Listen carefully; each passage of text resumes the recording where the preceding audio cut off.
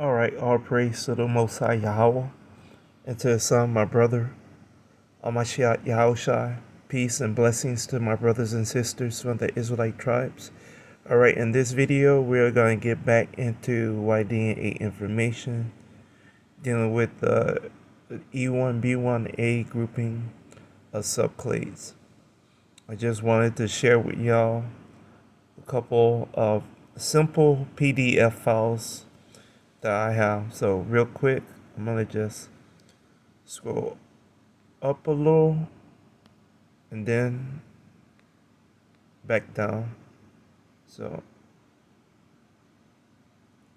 and that's it. It's just two quick pages, and this is dealing with Sao Tome and Principe and Cabo Verde Islands, and this is dealing with I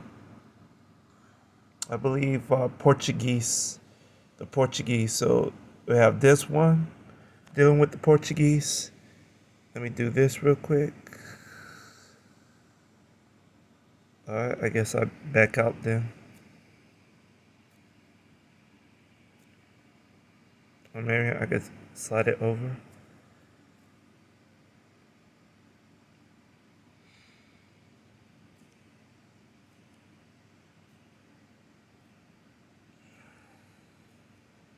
I guess not. So I'll just back out. And then I have this chart dealing with Angola. And once again, it's dealing with the Portuguese information of slave movement and people groups. So we have two of these short, and this is a short PDF. And this is dealing with Forensic Science International research documents. And a lot of this is just the same stuff that we see on the Wikipedia charting. But what's interesting about this is a couple things. So I'm going to scroll out and go to this chart right here. So here on the Sub-Sahara YDA chart of Africa,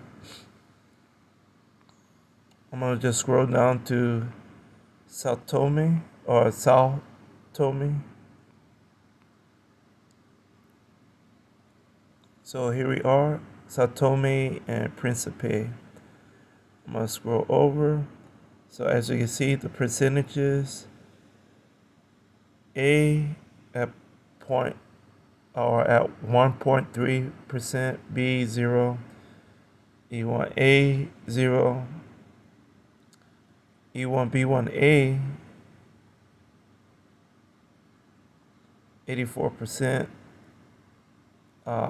E1B1B 0, E2 blank, J 0, R1B 8.7, and T 0.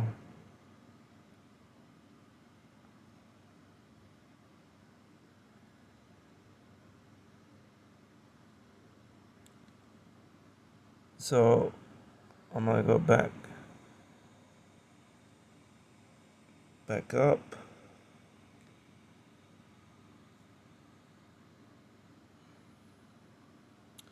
And I think I go here, maybe here. I want to go to Sao Tome. So with Sao Tome, the interesting thing about this report, I'm not a big historian, but I heard other people talk about Sao Tome, and what happened here is a big relocation event of, well, we could just say Moors, dark complexion people being relocated from Portugal into these islands of Sao Tome, Principe, and Cabo Verde. And these are, either slaves or just the relocation of people group that um, Portugal just didn't want in their European mainland. So they made these people relocate to these islands off the coast of West Africa. And most of the time, if these were people in Spain, they probably would have, executed these people. But Portugal did something else. They just relocated these people. And this is what this header is talking about. Portuguese in the 15th century were settled mainly by West African slaves with the addition of a minor fraction of male colonizers. Um, and or maybe I should have went up a line before. Okay, the Y chromosome and haplogroup composition of the population of Sao Tome, Principe, Cabo Verde, archipelago or archipelagos was profiled by using 24 uh, bioaliens markers and compared with population from Europe, Africa, Middle East. According to the traditional view, these archipelagos uh, colonized by the Portuguese in the 15th century were settled mainly by West African slaves, with the addition of a minor fraction of male colonizers. Among Saharan, this lineage was observed at a frequency of only 15.9% in Cabo Verde. Habagu I, J, R1 characterized. I think I skipped the whole line. Back up some. Principe cluster in haplogroup E3A, 84%. So E3A is another way to say E-M2, and they are at 84.2%. So real quick, I'm gonna back up and go back to this chart to show you how this information lines up. There you go, 84%. E1B1A, scroll up. There you go. Maybe I make sense, maybe I don't. Maybe I know what I'm talking about, maybe I don't. So I'm gonna back out of this real quick. So this is the information. So they are talking about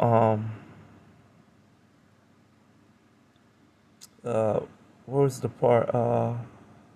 Let's see. Here we go. This is the part.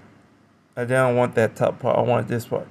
The Sao Tome Principe, Cabo Verde archipelago was inhabited at the time of their discovery. No duh. A lot of these places already have native people in the 15th century. The first settlers were mostly European males recruited from Portuguese nobles. Mostly these offsprings or related people to Moors. And then this is the vibe that I pick up from this information, as well as hearing other people that look at this history say the same thing. So exiles, more Moors, and convicts, more Moors of the crown. Okay, so we are just looking at Moorish people, probably mixed race people, probably some um, cricket crackers that they just don't want in the vicinity of their empire. So all these people been relocated to this island, which is a common thing. And this is going towards my thoughts and understanding about this R1B group, how they got put in different places in Africa, and then how they popped up as Native American people in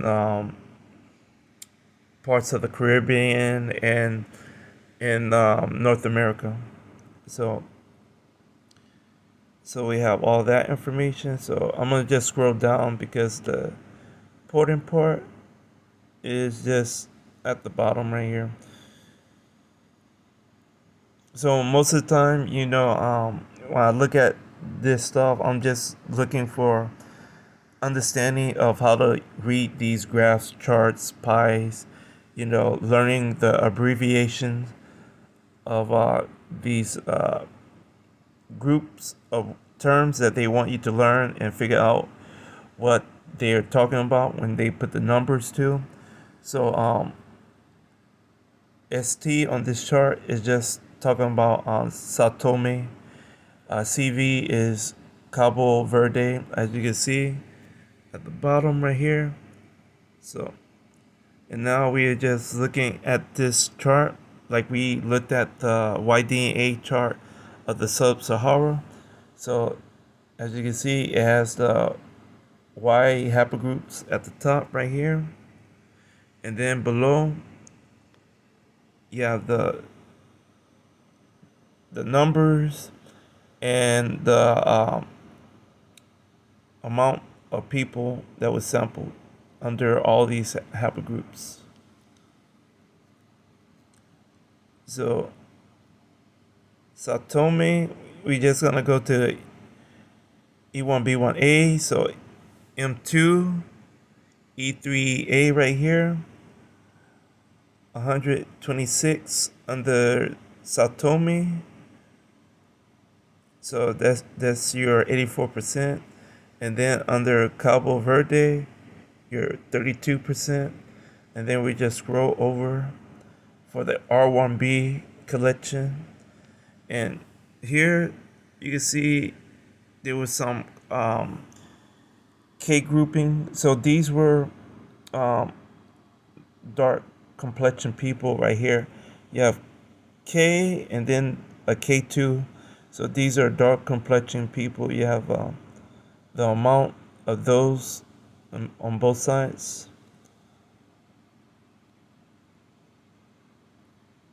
Um, and then we go to this R1B,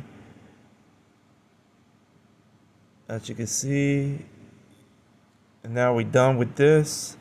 And that's all I wanted to share with you about that one. Let me back out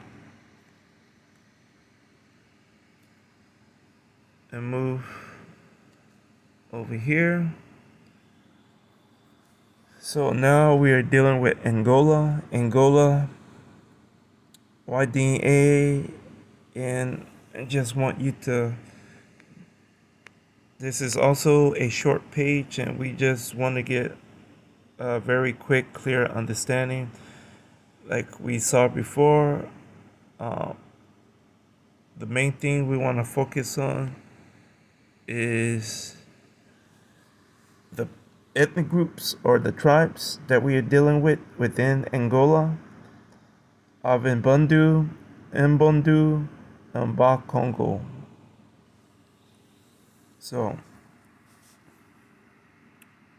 back out, and with this,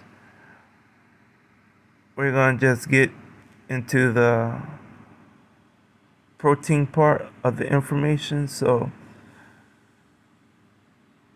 over here, these are the sample groups, and as you can see, like always, they put out the populated, the most recurring, most populated sample subclades or defining mutations, and then they'll put this M2.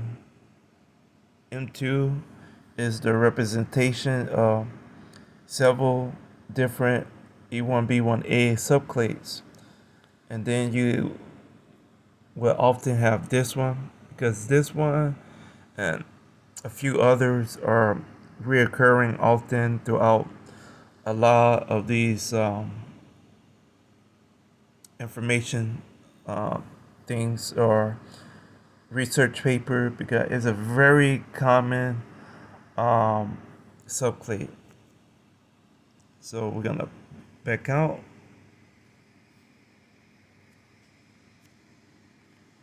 Back out a little bit and go back in. So this is what we are looking at. It go the branches or the E1B1A subclade without the defining mutation. So it's dealing with the 7 group and the 4 group. And as you can see, the other people groups, but these two are important groupings that we need to pay attention to. So, and you can see the percentages down here. This is good information, you know.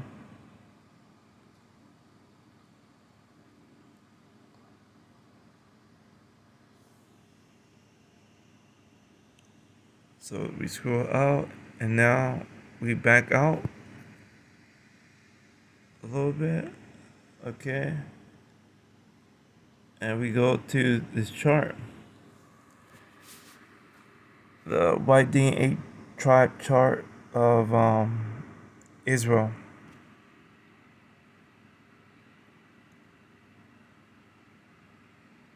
So as you can see, M191 is dealing with Gad, and then the other grouping that we just saw would be this right here, Judah. So we back out real quick, double check a little bit, you know, nothing wrong with that. Okay. So E1B1A7, E1B14, or E1B1A4, and so technically that would be, you know, Judah. So Ovin Bandu or Ovin Mbudu, that would be the grouping of people dealing with Judah, Gad, and another Israelite group that I can't think of right now.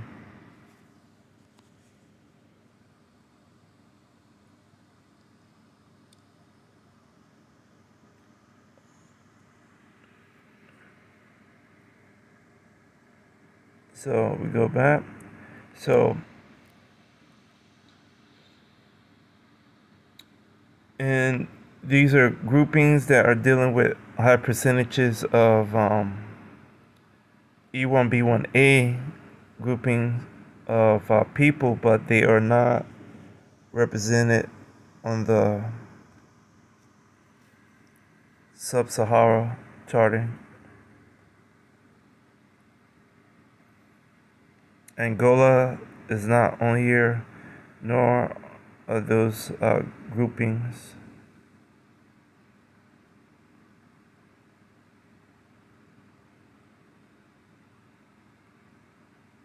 As you can see,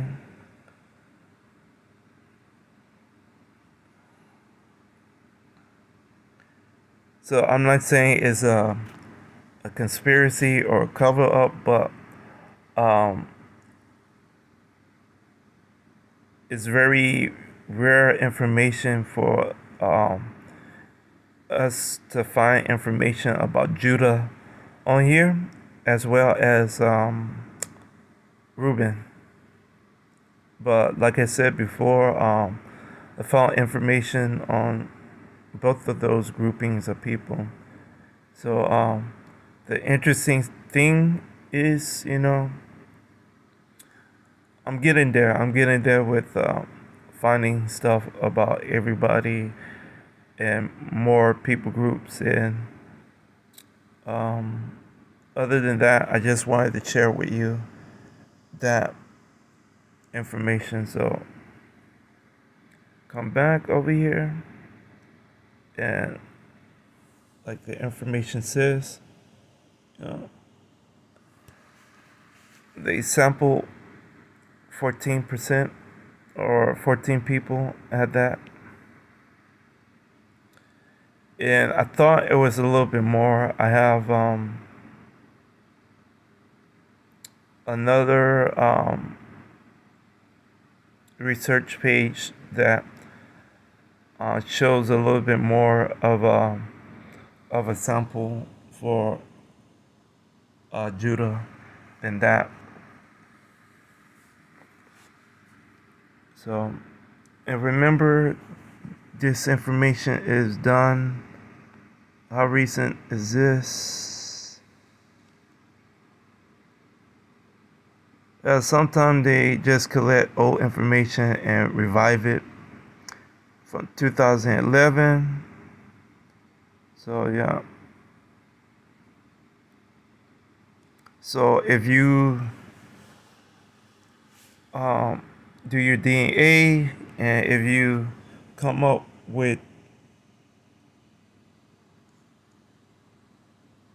this grouping, this E1B1A4 or M149, or let me get the other E1B1A, 1A, 1C, you would be Judah.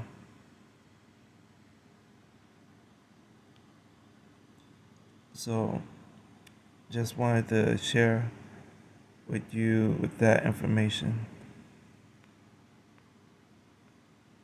So now we know that it's common to see Southern and Northern Kingdom in split groupings of different ethnic groups with other Israelites, and or the same setup with the different groupings of Israelites in the setting of heathen ethnic groups. So that's your real definition, understanding of us being scattered throughout so many groups of people and nations of people. Because this is what DNA is literally showing us. And this is all I have to share with y'all for today. Like always, all praise to the Most High, Yahweh, and to His Son, my brother, Amashiach Yahushai. Peace and blessings once again to my brothers and sisters from the Israelite tribes. And once again, like always, thank y'all for the views. Thank y'all for the comments. Please leave a comment if you feel like it. Please be aware of the community guidelines when you leave the comment. I have no control over the comments being deleted. That's a YouTube thing. Other than that, I will see and get to your comment with a reply via another comment or video as soon as possible. So with that being said, thank y'all once again, and peace.